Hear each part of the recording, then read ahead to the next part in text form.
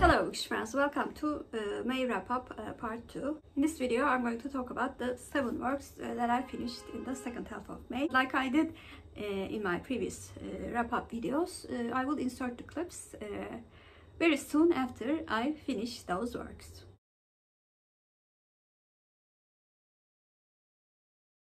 Today is the 18th of May and yesterday evening I finished the book that I was bud reading with Charlie at Charlie Brooks Reads, which was The Japanese Lover by Isabel Allende. We actually started bud reading another book, but Charlie decided that this book was not for her and she suggested that we bud read this book instead. I had this book on my ebook library, so I said why not, because I have previously read another book by Isabel Allende and really enjoyed it. In this book, Irina, who migrated from Moldova to the United States, becomes the caretaker and assistant of Alma, who's a very rich 83-year-old woman living in an assisted house for the elderly. Irina and Alma's grandson, Seth, try to discover the secret in Alma's past. We discover the past lives of both Alma and Irina through flashbacks and from the stories that they tell in the current timeline. First of all, I want to say that I love Isabel Allende's writing. The book that I previously read was a Turkish edition and this is an English edition, both translated works. This shows that the original work is indeed written in a very beautiful style.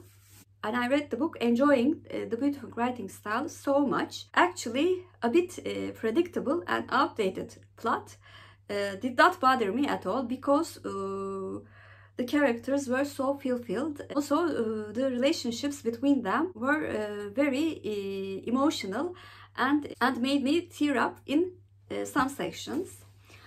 Especially like the relationship between the members of Alma's family. They were so decent and so kind. Such characters actually brought me some hope for humanity after reading books about so many dysfunctional families. The only aspect of the book which did not affect me very much was very interestingly the relationship between the Japanese lover and Alma. I'm very glad that I read this very beautifully written book, and I gave The Japanese Lover by Isabel Allende an 8 out of 10, and I think I plan to read every book written by Isabel Allende because I loved her writing so much.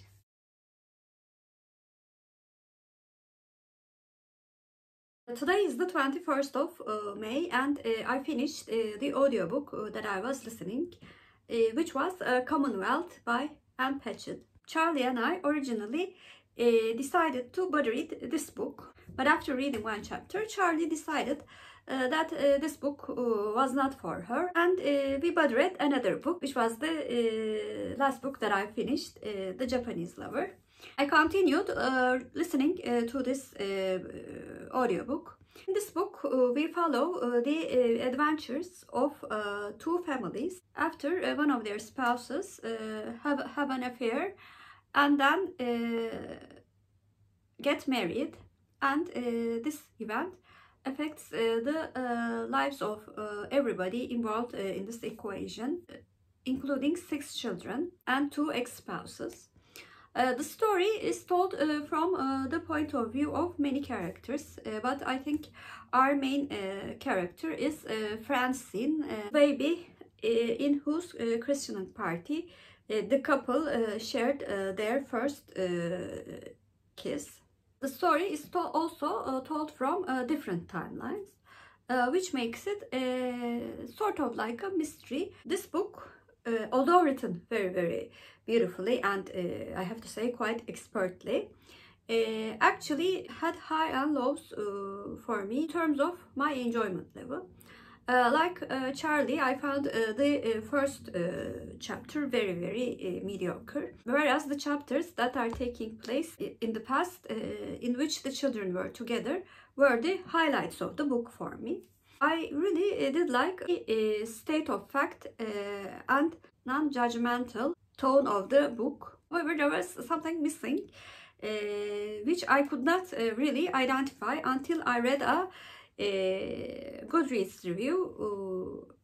I will link the review down below, in which the reviewer said that the characters were well defined. I felt like I knew the characters, but I also was aware that I was reading a story. Ann Patchett's writing is a bit distant. With all of these negatives and positives, I gave Commonwealth by Ann Patchett a 7 out of 10.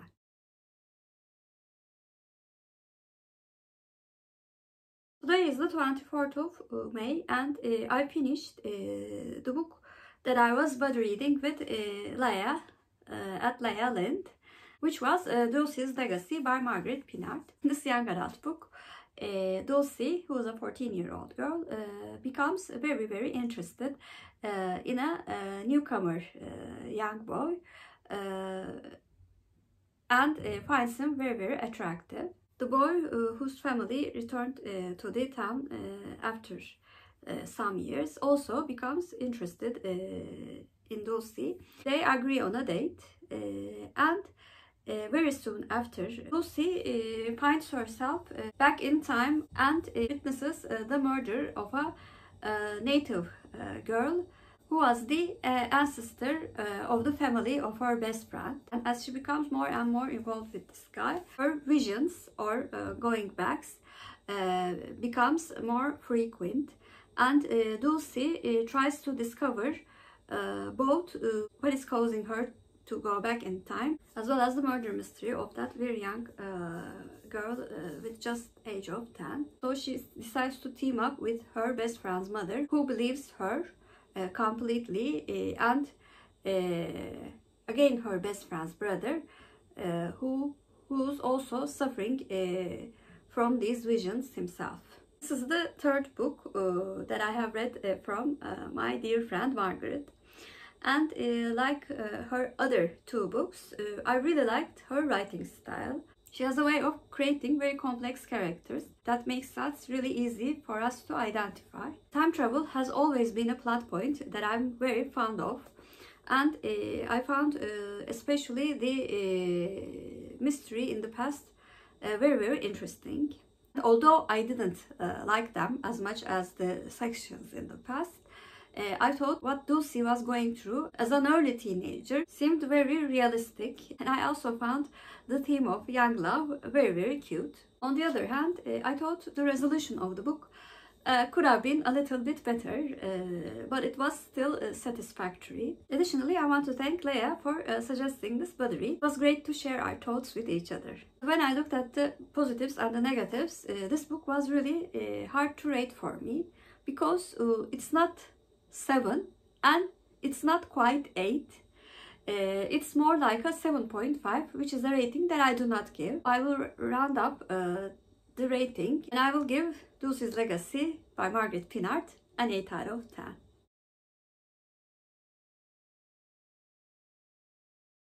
Today is the 25th of May, and I finished the audiobook that I was listening for May of the Moderns. This collection of short stories was not originally in my TBR, but after reading the novelization of the play Black Coffee, I wanted to read the short story collection that I have not read in Hercule Poirot series yet, so that I would be able to continue with the novels that I have not read from this series. The name of the short story collection was The Regatta Mystery and Other Stories. Although this book contains short stories from 3 of Agatha Christie's detectives, the one with the most number of short stories is Hercule Poirot. This short story collection has stories on the shorter side, so it was very easy to listen to them. The titular short story, The Regatta Mystery, was a Parker Pine short story, and it was one of my least favorite short stories, and I gave it 6 out of 10. The Mystery of the Baghdad Chest was a Hercule Poirot short story, And this was one of my favorites, and I gave that short story 8 out of 10. How Does Your Garden Grow was also a Hercule Poirot short story, and I gave it 7 out of 10. I gave the same rating to Problem at Palisade Bay, 7 out of 10, and it was a Parker Pyne short story. Yellow Iris was a Hercule Poirot short story, and I gave it 7 out of 10. Miss Marple Tells a Story. It was, of course, a Miss Marple story, and this was a reread for me, and I gave that short story 7 out of 10. The Dream was the other short story that I liked very, very much. It was also a Hercule Poirot story. I gave it 8 out of 10. But it is followed by one of my least favorites, which was In a Glass Darkly, the only short story which does not feature a detective. And I gave that short story 6 out of 10. Last short story was also a Hercule Poirot story, Problem at Sea, and I gave that short story 7 out of 10. When I took the average rating of these short stories, it was exactly 7 out of 10. So of course I gave the Regatta mystery and other short stories by Agatha Christie a 7 out of 10.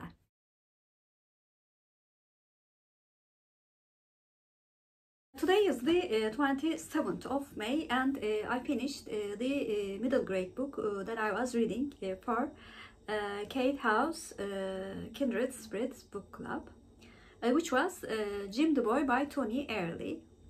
In this book, we follow the anecdotes from Jim's life between the years of 10 and 12, his relationship with the people surrounding him.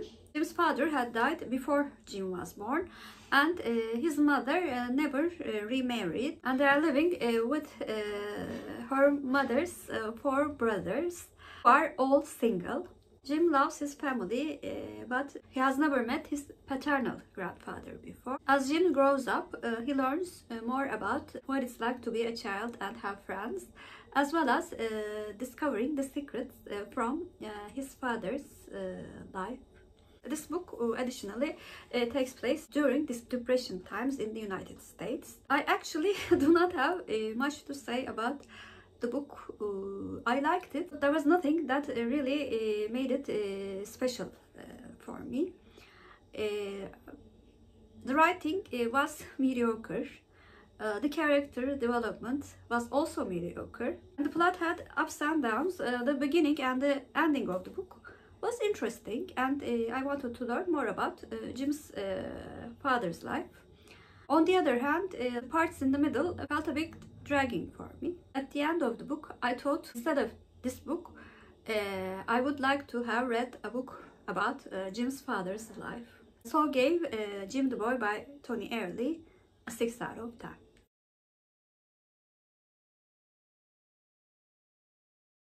Today is the 29th of May. I finished the book that I was reading for Killer Reads Book Club, which was The Expendable Man by Dorothy B. Hughes. In this thriller, Hugh, who is going to a niece's wedding to his family home in Phoenix, decides to stop and pick up a hitchhiker teenage girl because he feels sorry for her.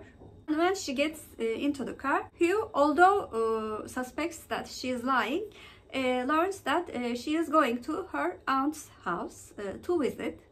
Hugh tries to send her off, but she somehow comes back, and when Hugh finally leaves her in Phoenix, the girl comes back and says that she needs an abortion.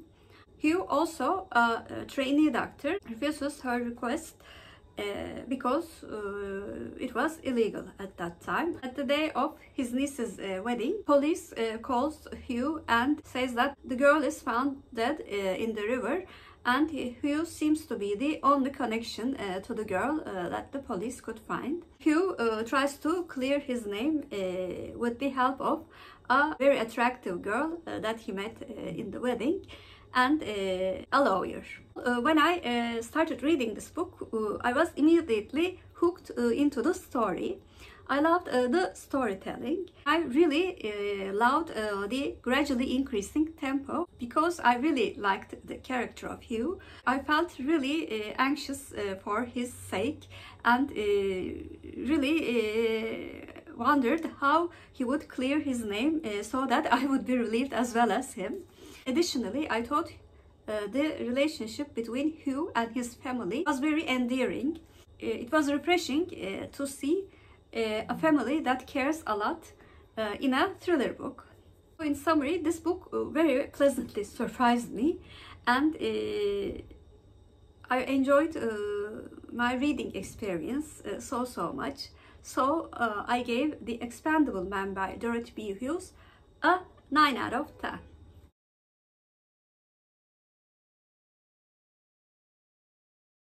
Today is the 31st of May, and I finished the novella that I was listening for a prompt in Golden Girls Readathon, which is to reread a favorite. I reread Selvi Boylum Yazmalım by Cengiz Aytmatov. This novella was not unfortunately translated to English, but it is one of the most beloved stories in my country because this story was adapted into a Turkish classic movie. This novella, a truck driver İlyas falls in love with a girl in the Kyrgyz village, and we follow the progression of their relationship from the moment they meet unto their marriage, and İlyas's betrayal and cheating, then his wife Asya's decision to leave him. Aside from this tragic love story, the story focuses on their son and his relationship with his own father as well as his stepfather. I had previously read a collection which consisted of this novella and 3 other short stories by Cengiz Aytmatov. It was great to revisit the story in the audiobook format because the audiobook narrator was a theater actor that I liked very much, especially his voice and the way he speaks. I actually liked this novella more than the movie, although I really do like the movie too, because it really does focus on the relationship between 3 male characters: the son, the biological father, and the stepfather. It is told in a very emotional way. It's really rare to see such a male-oriented story, which really does affect me that much. So that's why it's a favorite story of mine. I gave Selvi Boylum Yazmalım by Cengiz Aytmatov a 9 out of 10. So those were the 7 works that I finished in the second half of May. Please comment down below, have you read any of the books that are mentioned in this video? And if you're a new viewer, first of all, welcome. Please like and subscribe. Hope to see you very soon. Bye.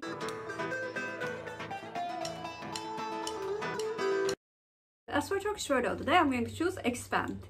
Expand means genişlemek in Turkish, and genişlemek is our Turkish word of the day. Have a good day.